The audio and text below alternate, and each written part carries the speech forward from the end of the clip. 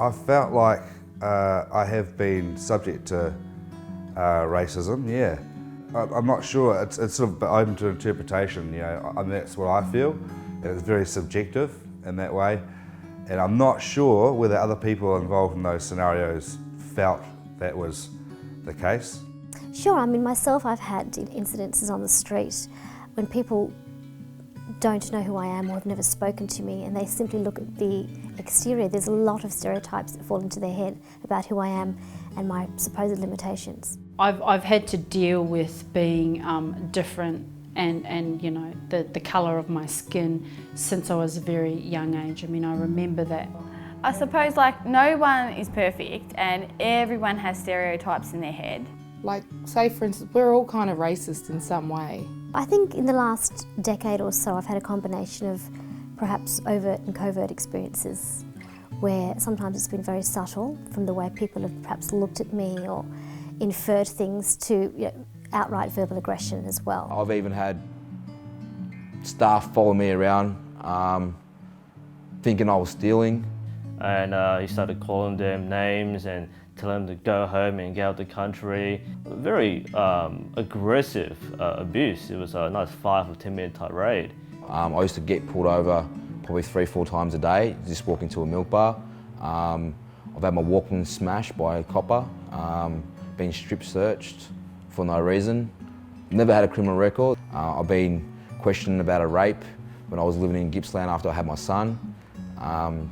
Because it was an Aboriginal person, I had the curly hair and I fit the description.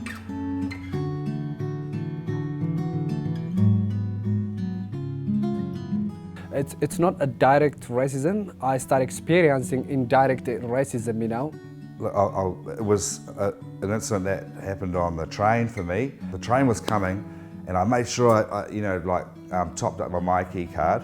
Immediately, an inspector came up to me and said, "Look, I saw your foot on the seat in front of you." And she was still really aggressive. The first thing she asked me after that was, "Are you from here?" I said, "Yeah, I'm from Reservoir." This happened at the place I don't expect it to happen. It happened at the airport, at the immigration counter. And that's when we showed our passport and the immigration officer just looked at it and gave us a very mean look and said something I didn't expect. He said, "Indian passport, that's the worst country passport to have."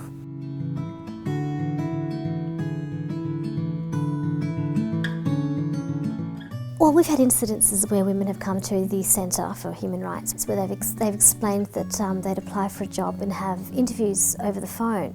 But when they presented for an interview, and if they were either dark-skinned or wearing a scarf or both, they were frequently never got past the first interview. I've got friends not only from India, from other part of the world as well, who have experienced the same thing. When they apply for jobs, they don't get an interview call.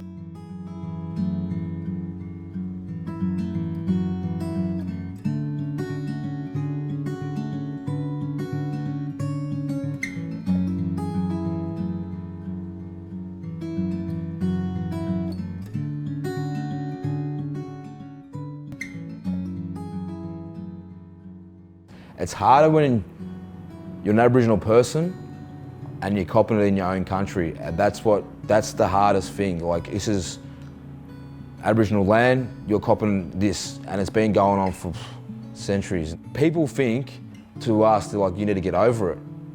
You know, it was just like your great-grandfather.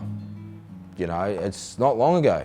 When I was growing up on the community and I would go into Sajuna at a party, people will say, "Oh, what nationality are you?" And I'm like, "Oh, I'm Aboriginal and I'm Greek." "Oh, wow, you look too beautiful to be Aboriginal." I get a lot of the time as well, like, "Oh, you don't look Aboriginal," and "Oh, how much Aboriginal are you?" And that can be frustrating because I feel like no other culture really needs to break down how much like they are. Whenever I've asked someone what nationality they are, if they say they're Italian or anything, I never say, "Oh, how much Italian are you?" I've copped it all my life, you can say, from a kid to still now. I guess racism causes a lot of oppression. So internally, it makes you furious. and angry, the first thing is you just get defensive. I think psychologically it's got a big impact. And what it does is you don't feel like to go to work. You just don't want to leave your house, and you just don't want to integrate to the others. They make you feel like you are an outsider.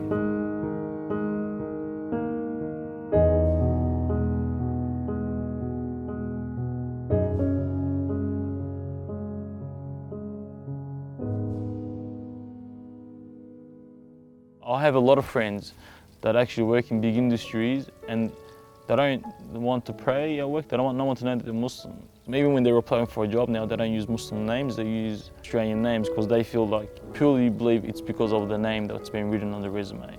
I'm half Aboriginal and half white Australian. My mum's white Australian, but as a kid growing up, I used to hate being this colour of the skin.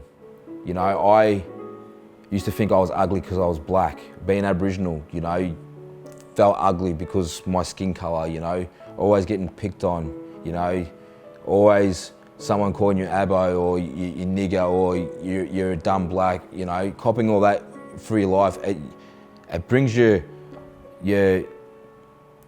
spirit down, you can say. Like, it really brings you really deep down, and it can hurt really. Racism, it's not good.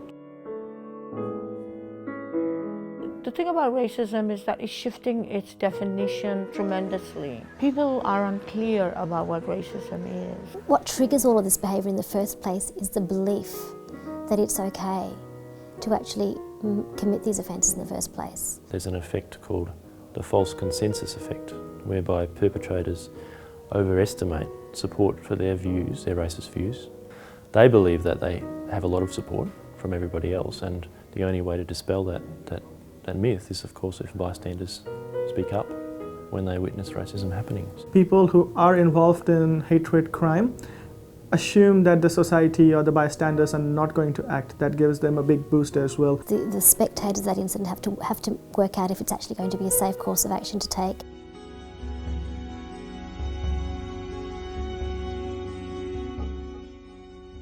You might not agree with what's happening or what you've witnessed, but some people aren't, confident enough to say something or stand up for someone even though they don't agree with what has happened. People started standing up towards racism and stop it. It will make a difference. It will make someone like me more proud to be Aboriginal. Like, I am a proud Aboriginal person. I've copped a lot, but I'll be more prouder. Oh, well, obviously, as I talk now, I would definitely say that I would do something, but I suppose if I was to be perfectly honest, in the moment, I couldn't actually say. I think that it takes courage to be able to speak up and say something about that, but I think it's appropriate to do so. Because it's not good to go bang at the start and irritate the other person. And I would like to think that the other people who were around me at the time would also take a sort of realisation maybe they should have said something as well. I mean, hopefully there is one, it just takes one person to actually say something, and then obviously everyone else will sort of agree. It will make a huge difference. If we stay silent about it, there's nothing that's going to be done. So I do believe that change happens with one person, but it's who's going to make that change and how safe is it going to be the first person? Who's going to be the first person? The next generation of my kids, they don't have to be ashamed. One person can change a lot. If you look at Mandela changed the whole apartheid South Africa.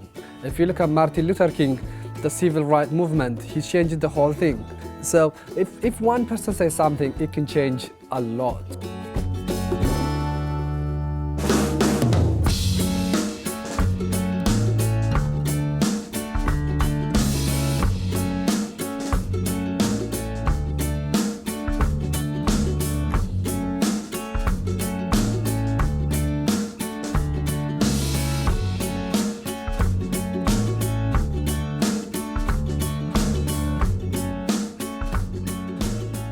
I'm a young Yorta Yorta woman from Melbourne. I came here as a student. From a Waka Waka Bunjalung man. I'm an international student from India. I'm originally from New Zealand. I call myself a Darabinian.